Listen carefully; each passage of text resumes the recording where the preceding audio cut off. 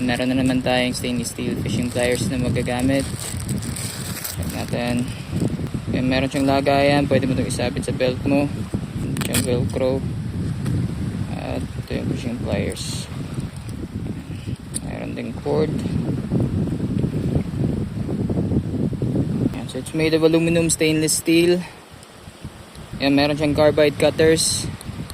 Meron din pangtanggal ng split rings. Ayan, meron din siyang anti-loss na cord na nakakabit dito sa lagayan.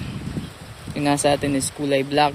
Meron ding available na iba-ibang colors like red, blue, gold, white.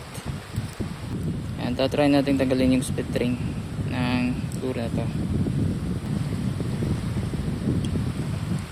Yung ayan, madali lang talaga magtanggal ng split ring kapag ito yung ginagamit mo o kapag magpapalit ka ng hooks. Aluminum fishing pliers mga master, lalagay ko na lang dito sa yellow basket.